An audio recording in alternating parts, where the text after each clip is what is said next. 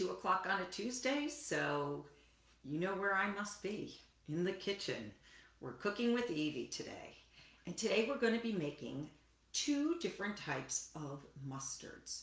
We're going to be making a fermented mustard, which will give us the benefits of a probiotic in it, which, as we know, is very good for digestion and our microbiome. We're going to work on that one. I'll start it off for you, but since it does take a little bit of time, I'll show you, go through the steps. But we'll also be making a roasted beet and balsamic vinegar mustard, which is actually one of my favorites. It's a little bit sweet without adding any real sugars to it. Yum, yum, yum, all good. So let's get started. And the good thing about this is it doesn't take long to set this up. And on a gorgeous day like it is here today, that's a good thing because I've got some gardening that I need to get done. So let's get started. So the first one, as I said, is going to be a fermented mustard. And we're going to make this a honey mustard by adding honey after the fermentation. So I'm going to get you started and we'll talk you through it. We're going to start out with mustard seeds. How many of you have actually bought mustard seeds? They look like this. Here, I've got them poured out here. And they come in all different types of colors. In this case, we're going to be working with yellow mustard seeds and brown mustard seeds. So we're going to use 2 tablespoons of yellow and 2 tablespoons of brown. I kind of goofed and I mixed some up earlier. So you know what? We're just going to use those together. But we're going to make sure that we have the proper amount. I'm just going through here too, and it looks like there's a few stems that might have been in the packaging. So I'm just going to get those out because I don't want those in my mustard. So what we need to do is we need to allow the mustard seeds to expand and soften, right? Because you know when you get mustard, it's not hard and crunchy. These seeds are very hard. So I'm adding one. I'm making a mess. Hold on one moment. Let's see whether we can get this to expand more.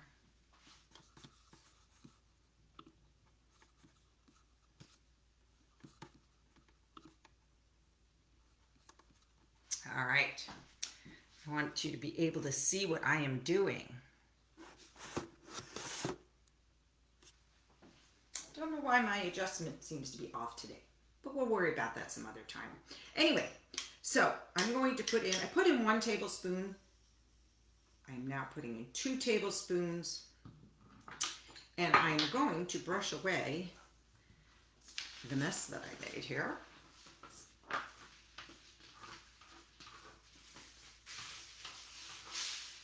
These little critters can get into everything. I'm just going to put these back in here. And I guess I'm a little fussy today. All right. So I put in 1 tablespoon, 2 tablespoons of seeds. All right. Yeah. All right, I'm going to put in another tablespoon of dark and then another tablespoon of the yellow. I'm going to be careful so that I don't seem to break anything. It was a little loud, wasn't it? All right, so there's 1 there. So we have 3 tablespoons in now. And I'm going to add in some of my yellow mustard seeds.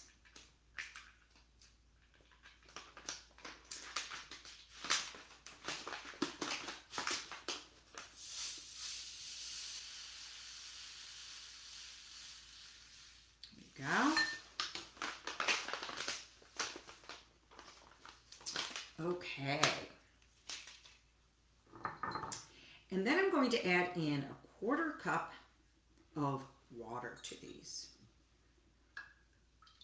I have some filtered water here. I have a filter on my tap that I like to use.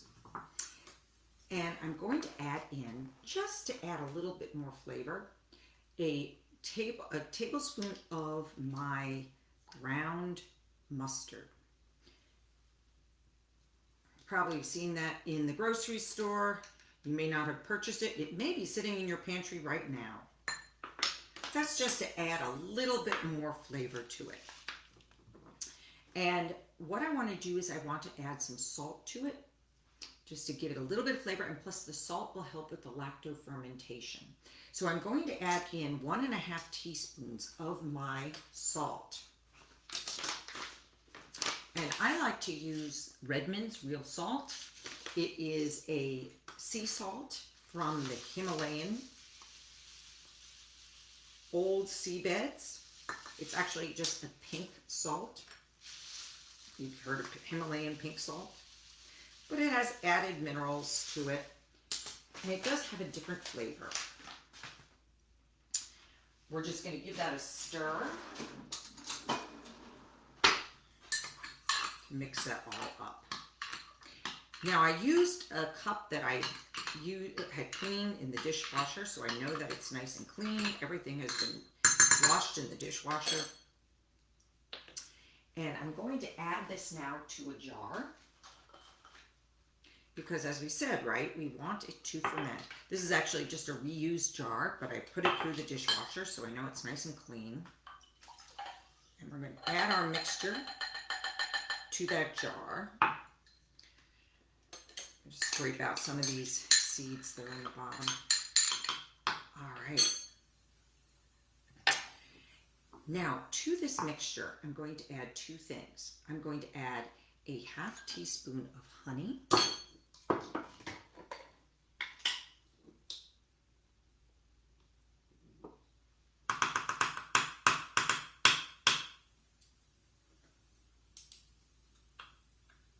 The honey will help feed the microbes as they are growing.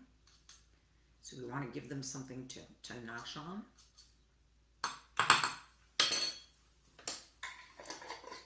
I have some great honey, local honey here that I'm using.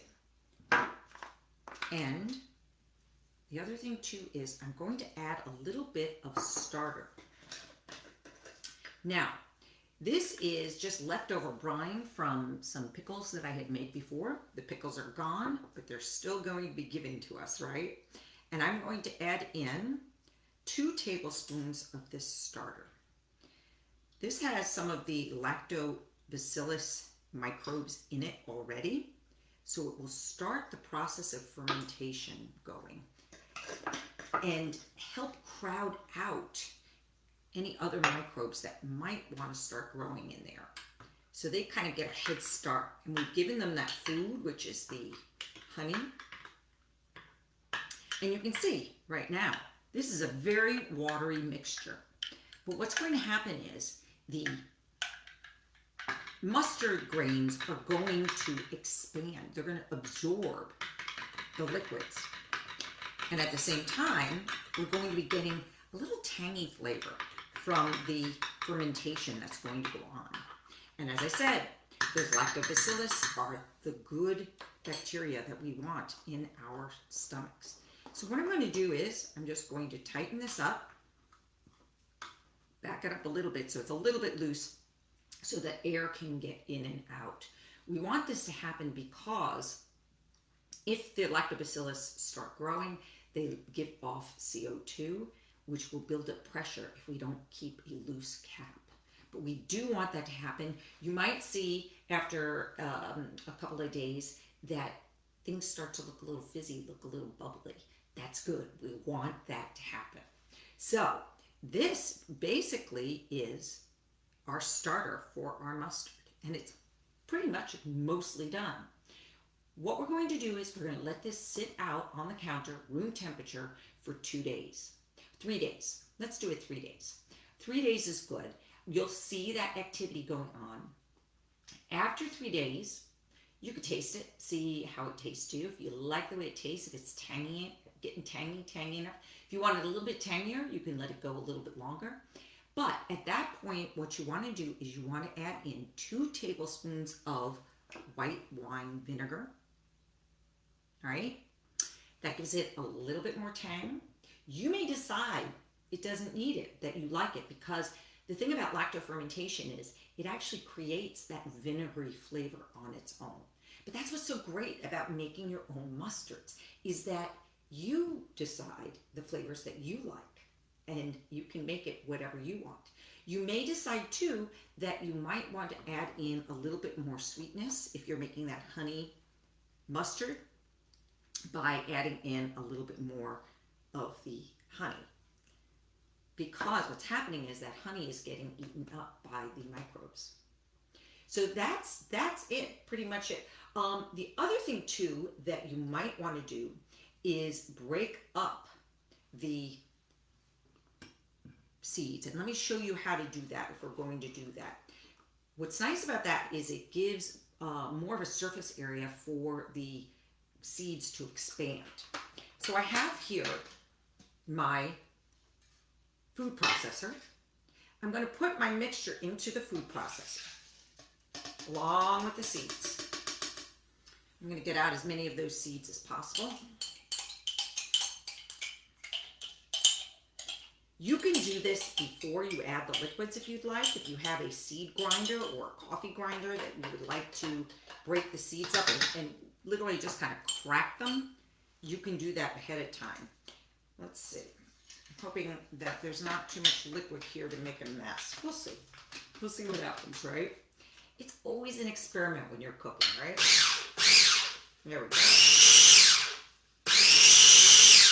So I don't want to finely blend it all, but I want to just do enough to start breaking up some of the seeds.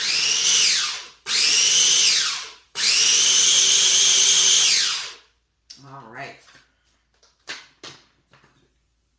Wonderful.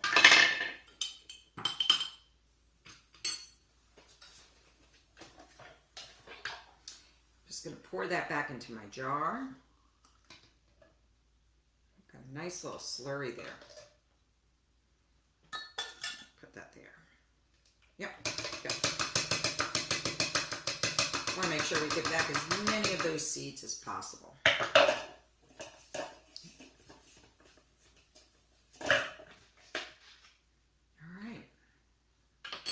Once again, we can recap this. You know what? I just want to clean off that lip so that we have a nice clean edge on the jar. There we go. And a good tight seal. But remember, I'm going to seal it, and then I'm going to back it off a little bit to keep it loose. All right. So this now is going to sit on my counter for 3 days. Remember, at that point, I'm going to add back in some vinegar and maybe some honey to sweeten it up a little bit.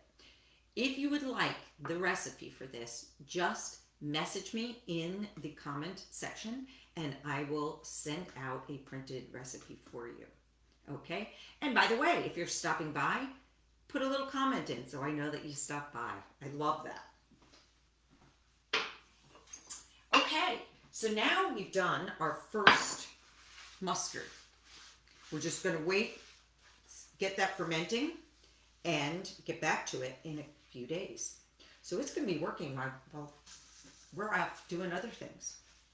So our second mustard, as I mentioned, is the Roasted Beet Balsamic Mustard. And I love this mustard. I've made it a few times now, and it's always come out fabulously. So what I would like to do is, I combined ahead of time. Remember I told you how the mustard seeds will expand and get softer? Well, I did that for this mustard seed, and it was a slurry, the same way that you saw the last one, but now look at the consistency of it. It is definitely thicker and plumper and softer. Again, I have 2 tablespoons of each, the dark and the light seeds, and I'm going to put them into my food processor here.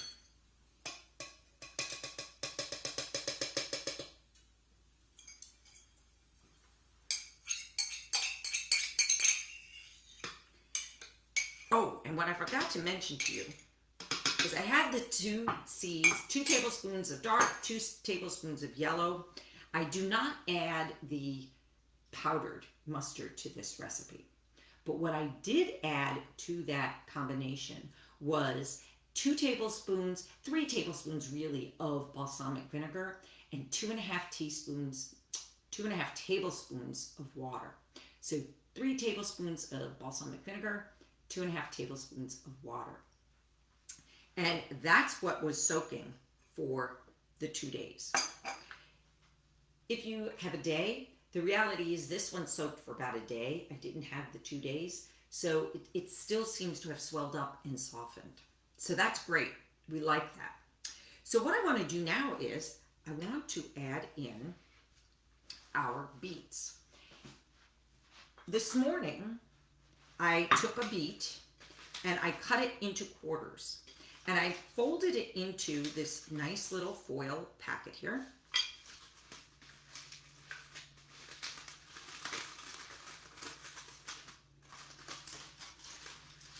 It's got some juice to it, so I don't want to tip it over too much. But you can see it was just one beet that I had cut into quarters.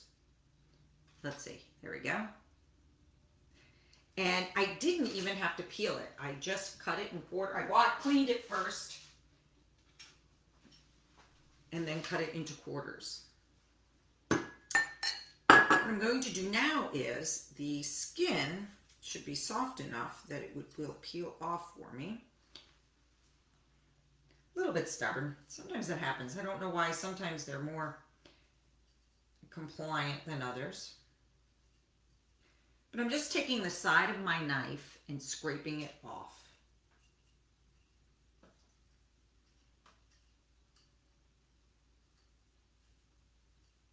And for this recipe, we just need 1/4 of the beet. All right. So there we have it. It's all cleaned off now. I'm going to put it into my processor. And since I lost a little bit because the skin didn't come off so easily, I'm just going to add in a little bit more of a second quarter. So I put in another half of a quarter, so another 1/8. I'm taking the skin off of that. There you go. Put that in. Let's clean my hands. All right.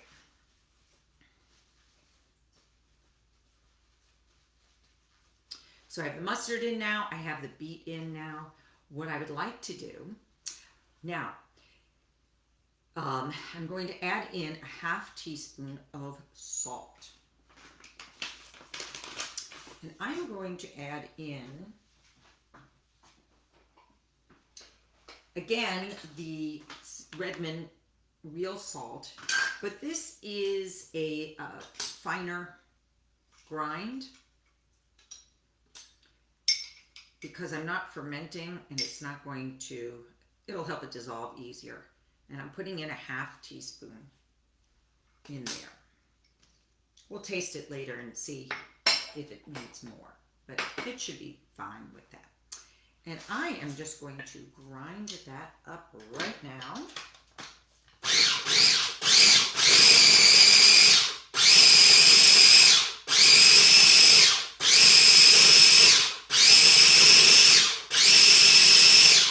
All right.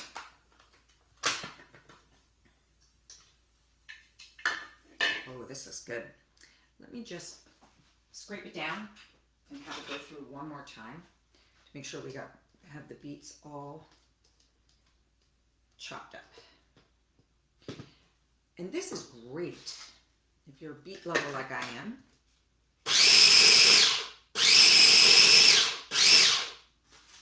It makes so that you don't need to add sugars.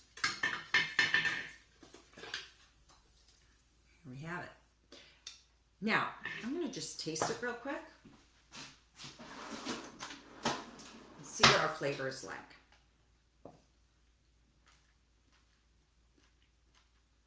Oh my gosh, that's good.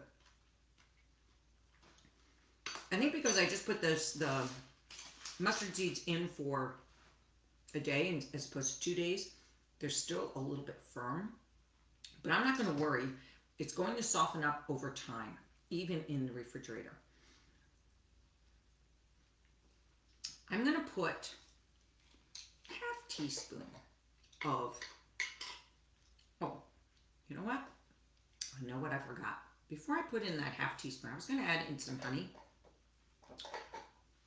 Let's not do that yet because I forgot to add in 1 tablespoon of olive oil, which gives it a great mouthfeel to have those fats added in. I added in my sea salt. And what I need to do is add in my ground pepper. So what I'm going to do is add in, there we go. Get to see the inside of my spice cabinet there. I'm going to add in a half teaspoon of ground black pepper as well. And then I'm going to, let's grind that up again and see what we think.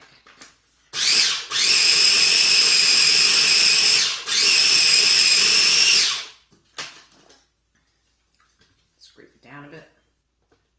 I always like to scrape it down in between because there's always bits that stick to the side. Oh, that pepper. I can really taste. It was funny, when I first tasted it, it didn't come through that strongly. But it is now.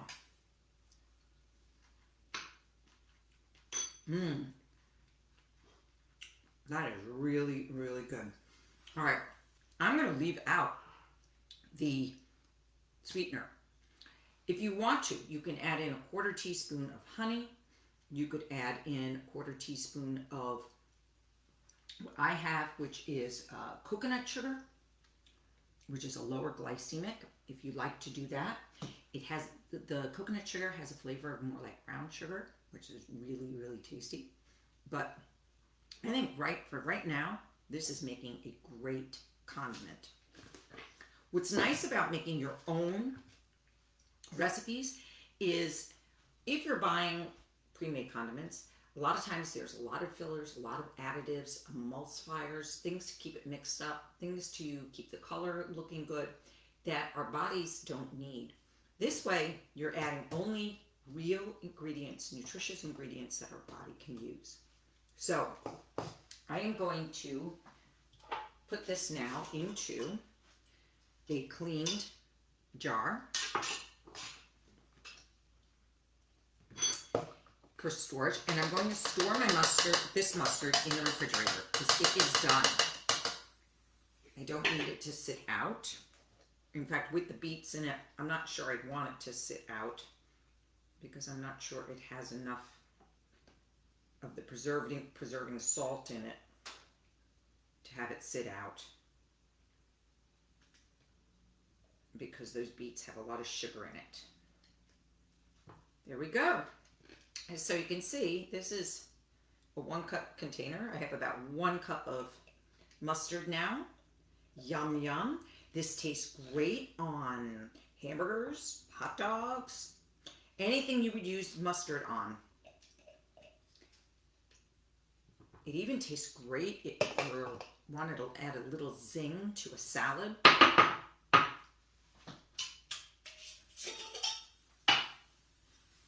You just can add this and toss it in with your vinaigrette. There you go. So there you have it. We now have our mustard that's fermenting. And remember, these are going to swell, and eventually all that liquid is going to be used up. And then we have our roasted beets with balsamic vinegar. Again, if you want the written recipe, just IM me or leave a comment in the comment box and I will send it out to you. I'm looking forward to being able to taste these later on. Hope you enjoyed the demonstration. Hope you try it. I would love to hear if you are making your own mustard. And shout out to Kathy. Hey Kathy, how are you? Oh, yep. Mustard is so easy. Kathy was saying she never thought about how mustard is made. It is a very, very simple process. Kathy, listen to the video. Let me know if you want the recipe. I'll send it out to you. Everyone else, great to be with you today. Hope you get a chance to get out there. Make sure you vote. And I will see you next week. Bye-bye for now. Stay safe. Stay healthy.